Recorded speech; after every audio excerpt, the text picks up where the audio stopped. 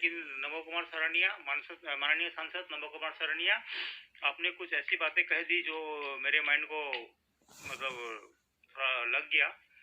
आपने कुछ दिन पहले एक न्यूज़ चैनल को इंटरव्यू में कहा था कि प्रमोद बोरो, एप्सू के जो प्राक्तन सभापति थे प्रमोद बोरो, आप उनको लेके कहा था कि रत्नाकर राताराती वाल्मीकि होबो नोआरे। ठीक है, रत्नाकर राताराती वाल्मीकि होबो नोआरे, लेकिन उससे पहले आप अपने आप को देखो। आप जब अल्फा में थे तो आप कौन सा वाल्मीकि वाला काम किए थे? आपने भी वाल्मीकि वाला काम नहीं किया होगा। आप जब अल्फा में थे तो आपको भी रत्नाकर वाला ही काम किया होगा, क्योंकि अल्फा ने आज तक असम के अंदर में इतने विस्फोट, इतने किडनैपिंग, इतना अपहरण जो भी किया हो, तो ये रत्नाकर वाला ही काम है, ये कोई वाल्मीकि वाला काम नहीं है। और आप प्रमोद बोरो को बोल रहे हो कि रत्नाकर वाल्मीकि हो नो आ रहे, तो सबसे पहले अपने आप को देखो कि आप रत्नाकर खुद हो और आप वाल्मीकि बनने की कोशिश कर रहे हो। आप बीटीएडी के अंदर में हर इंसान नॉन बोरो का माइंड डाइवर्ट कर रहे हो। 2014 से पहले हम लोगों का मन में या किसी का ही मन में कोई बोरो ओना बोरो बोल के वर्ड नहीं था। आपके पॉलिटिकल में आने के बाद ये वर्ड निकलने लग गया कि बोरो ओना बोरो। तो बोरो ओना बोरो का मतलब करके आप पॉलिटिकल में 2 बार सांसद बन गए। ठीक है, कोई बात नहीं है, वो अपना अपना होता है। कोई किसी को वोट देता है, कोई किसी को वोट देता है। गणतांत्रिक देश है, कोई किसी को रोक नहीं सकता है। तो आप ये बोरो ओना बोरो का पॉलिटिकल करना बंद करो, क्योंकि यहाँ पर हम जो बीटीएडी के अंदर रहते हैं कोई बोरो ओना बोरो नहीं है। असम के अंदर रहने वाले की बोलेंगे क्या असमीज है, नॉन असमीज। अब हर आदमी को वहाँ मतलब अलग अलग करेंगे क्या? ये असमीज है, ये मारवाड़ी है, ये बिहारी है। अगर हम लोग कहीं भी जाते हैं तो कहाँ से आए बोलते हैं? असम से आए बोलते हैं ना।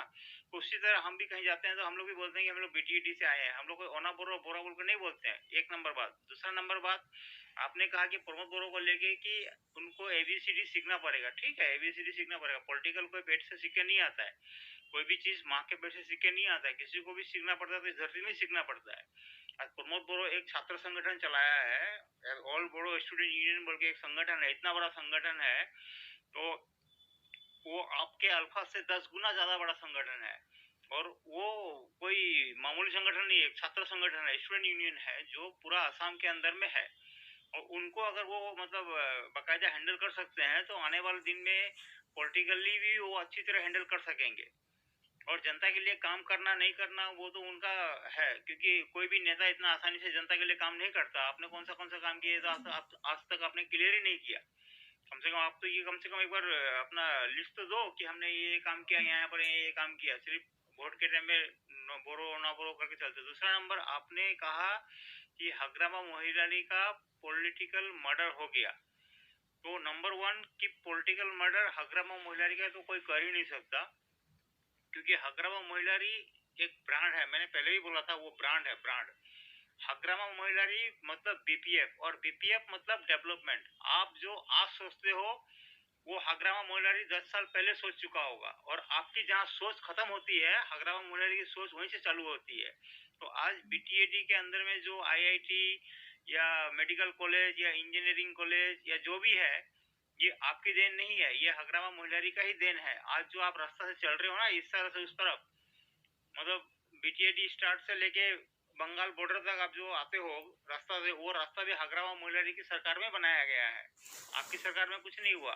तो हग्रामा मोहिलारी का पॉलिटिकल मर्डर होना तो दूर की बात है। वो हग्रामा मोहिलारी आगे भी आएंगे, मैं उम्मीद करता हूँ कि आने वाला टाइम में भी हग्रामा मोहिलारी बीटीएडी में शासन करे। दूसरी बात है, आपने कहा कि हम बीटीएडी में सरकार बना रहे हैं, तो मैं भगवान से प्रार्थना करूंगा कि आप जैसे मतलब बीटीएडी में सरकार नहीं करे, क्योंकि आप जिस दिन बीटीएडी में सरकार बनाएंगे उस दिन कम से कम मैं उस बीटीएडी में से छोड़ो आसाम में भी पाँव नहीं रखूंगा।